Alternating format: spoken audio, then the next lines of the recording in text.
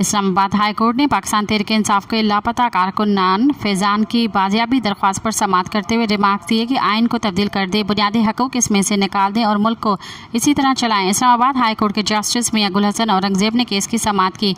Additional attorney general Munawar Iqbal Duggal अदालत के सामने पेश हुए। समाअत के आगाज़ पर अदालत ने इस्तफसार किया कि फैज़ान कौन है। दरख्वास्त गुजार के वकील ने कहा कि फैज़ान का ताल्लुक PTI मीडिया सेल से है। अदालत ने एडिशनल अटार्नी जनरल से मुकालमे में सख्त इजहार बरहमी करते हुए कहा कि आइन को तब्दील कर दें, बुनियादी हकूक़ इसमें से निकाल दें, हमारा दायरा इख्तियार ख़त्म कर दें और मुल्क को इसी तरह चलाएं। मुझे नहीं मालूम स्टेट क्या हासिल करना चाहती है, आप इसकी गिरफ्तारी डाल दें और हम कुछ नहीं कहेंगे, मगर मुल्क को इस तरह न चलाएं। जस्टिस मियां गुल हसन औरंगजेब का कहना था कि वज़ारत दिफा, वज़ारत दाखिला, रियासत सब इससे खुश हैं। ये ज़ालिमाना अमल है। इस सूरत हाल में आइनी अदालतों को क्या करना चाहिए? दुनिया देख रही है कि पाकिस्तानी अदालतें लापता अफराद केसेस में क्या कर रही हैं, या फिर ये कहें कि दुनिया जहाँ आए सरमायाकारी करे और लोग मिसिंग भी होंगे, अदालतें भी कुछ नहीं कर सकेंगी। वफाकी हुकूमत का मतलब वज़ीर आज़म और वफाकी काबीना है। जिम्मेदारी आखिरकार एग्जीक्यूटिव हेड पर आती है।